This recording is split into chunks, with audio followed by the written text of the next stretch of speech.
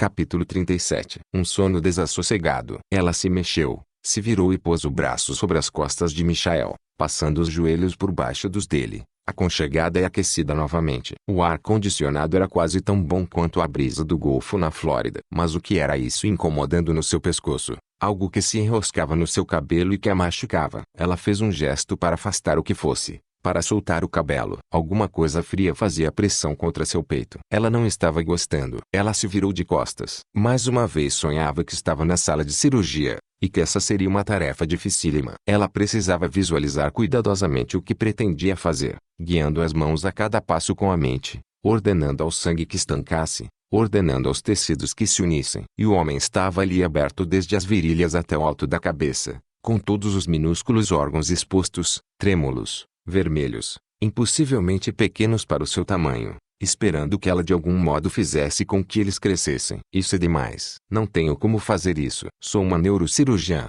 não uma bruxa. Ela agora podia ver cada vaso nos seus braços e nas suas pernas, como se ele fosse um daqueles bonecos de plástico transparente todos atravessados de fios vermelhos usados para demonstrar a circulação para crianças. Seus pés tremiam. Eles também eram pequenos. E ele estava mexendo com os dedos na tentativa de fazer com que crescessem. Como era vazia a expressão no seu rosto.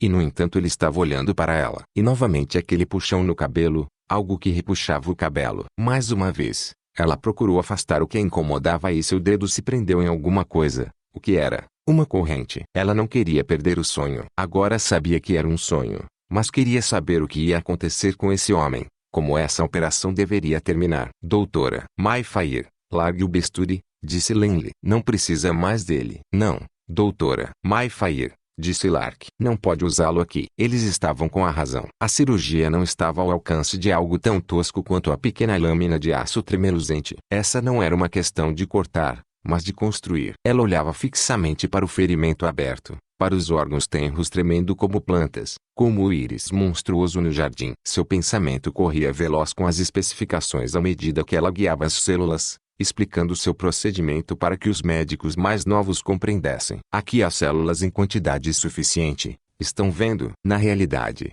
há uma profusão delas. O importante é lhes fornecer um DNA superior, por assim dizer, um estímulo novo e imprevisto para a formação de órgãos do tamanho correto. E pasmem, o ferimento estava se fechando sobre órgãos do tamanho certo. O homem estava virando a cabeça e seus olhos abriam e fechavam mecanicamente como os olhos de um boneco. Aplausos à sua volta. Ao olhar para cima, Rowan ficou espantada de ver que todos ali eram holandeses, reunidos em Leiden. Até ela própria usava o grande chapéu preto e as mangas lindas e gordas. E é claro que esse era um quadro de Rembrandt, aula de anatomia, e era por isso que o corpo parecia tão perfeito. Embora esse fato não explicasse por que motivo ela conseguia ver através da pele. Ah, você tem o dom, minha filha. Você é bruxa, disse Langley. É verdade, concordou Rembrandt. Um velhinho tão meigo. Ele estava sentado num canto, com a cabeça pendendo para um lado e o cabelo ruivo agora ralo, com a velhice. Não deixem que Petir ouça o que dizem, recomendou Rowan. Rowan, tire essa esmeralda,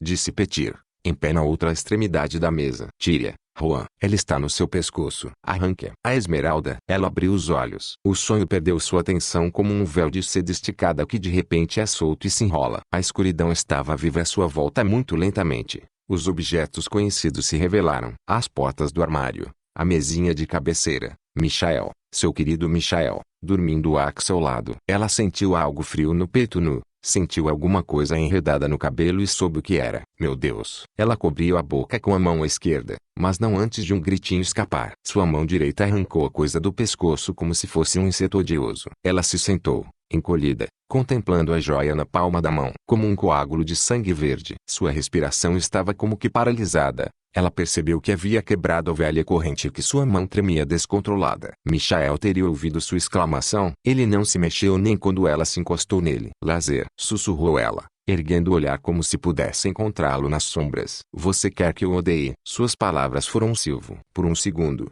as imagens do sonho voltaram a ser nítidas, como se a tela houvesse sido baixada mais uma vez. Todos os médicos estavam deixando a mesa. Pronto, Rowan. Magnífico, Rowan. Uma nova era. Rowan, simplesmente um milagre, minha cara, disse Langley. Jogue fora, Rowan, disse Petir. Ela tirou a esmeralda por cima dos pés da cama. Ela atingiu o tapete em algum lugar do pequeno corredor, com um pequeno ruído surdo e impotente. Ela levou as mãos ao rosto e depois, febril, tateou o pescoço, tateou os seios, como se aquela coisa maldita pudesse ter deixado uma camada de pó ou de sujeira sobre ela. Odeio você por isso, sussurrou ela novamente no escuro. Era isso que queria. Ela pareceu ouvir muito ao longe um suspiro, um farfalhar. Através da outra porta do corredor, ela mal discernia as cortinas da sala de estar iluminadas pela luz da rua. E elas se mexeram como se agitadas por uma corrente de ar. E foi esse o ruído que ouviu. Não foi? Isso é a lenta canção ritmada da respiração de Michael. Ela se sentiu tola por ter atirado longe a pedra. Ficou ali sentada,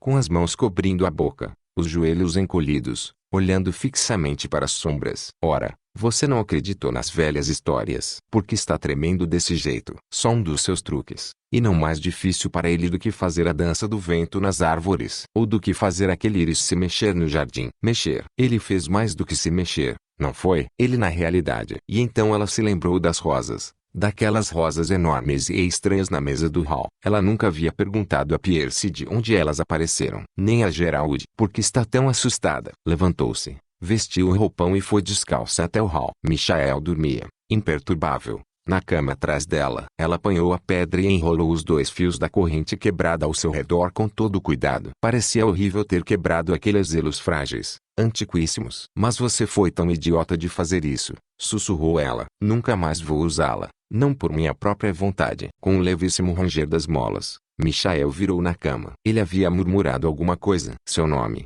talvez. Ela voltou em silêncio para dentro do quarto e, de joelhos, encontrou sua bolsa no canto do armário, colocando o colar no bolso externo fechado por zíper. Ao nascer do sol, sentada sozinha na sala de estar, ela pensava em todos os velhos retratos na casa. Aqueles que ela vinha examinando, limpando e preparando para que fossem pendurados. Aqueles muito antigos que ela sabia identificar enquanto ninguém no resto da família conseguia. Charlotte, com seus cabelos louros, tão descorada por baixo do verniz que parecia um fantasma. E Jeanne Louise, com seu irmão gêmeo parado atrás dela. E Marie Claude grisalha, com o pequeno quadro de River bem na parede acima da sua cabeça. Todas elas usavam esmeralda. Tantas pinturas daquela joia única. Ela fechou os olhos e cochilou no sofá de veludo, querendo café, mas sonolenta demais para fazê-lo. Ela estivera sonhando antes que isso acontecesse. Mas o sonho era sobre o que mesmo? Algo a ver com o hospital e uma operação, mas agora ela não conseguia se lembrar. Lanley estava lá. Lanley, que ela detestava tanto. E aquele íris de boca escura que Lazer havia feito.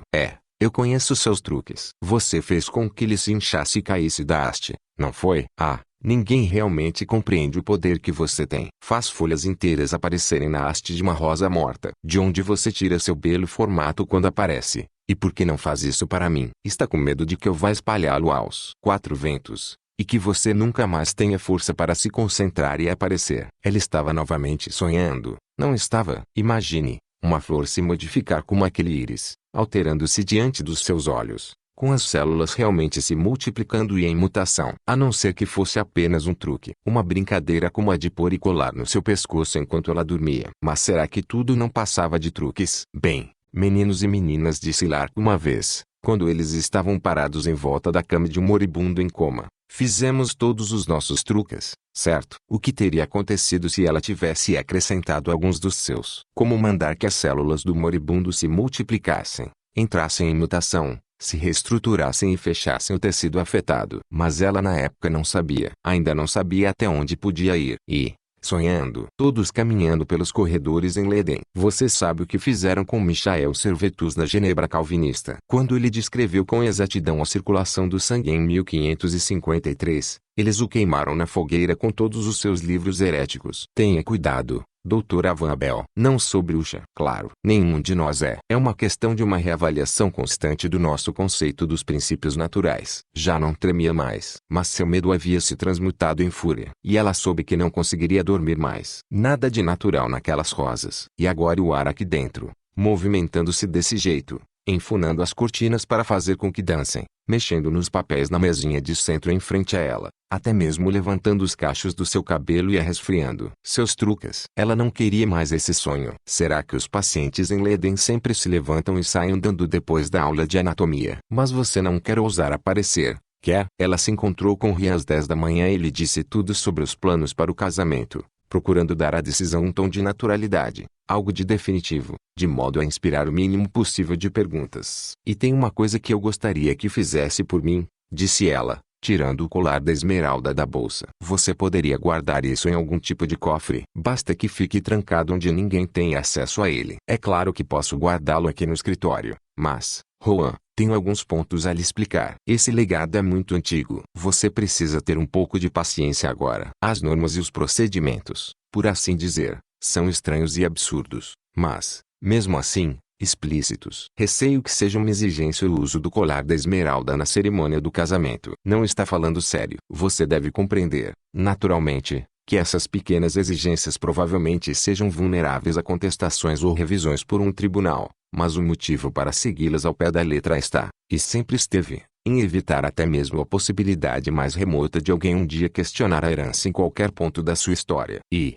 com uma fortuna pessoal dessas proporções. E ele continuou interminavelmente no seu conhecido estilo de advogado, mas ela compreendeu. Lazer havia vencido esse round. Lazer conhecia as condições do legado. Não conhecia. Ele apenas lhe dera o melhor presente de casamento. Sua raiva foi fria, sinistra e isoladora, exatamente como havia sido nos seus piores momentos. Ela olhou para longe, para fora da janela do escritório, sem nem mesmo ver o céu suave, cheio de nuvens, ou o talho sinuoso e fundo do rio sob o céu. Vou mandar consertar essa corrente de ouro, disse Ryan. Parece estar quebrada. Era 1 da tarde quando ela chegou a First Street com o almoço num saquinho de papel pardo, 2 sanduíches e umas 2 garrafas de cerveja holandesa. Michael estava todo animado. Haviam descoberto um tesouro de antigos tijolos vermelhos de Nova Orleans, debaixo da terra no terreno dos fundos. Tijolos lindos, do tipo que não se fazia mais. Agora podiam construir os novos pilares para os portões com o material perfeito. E também haviam encontrado escondido no sótão um maço de velhas plantas. Parecem ser as plantas originais,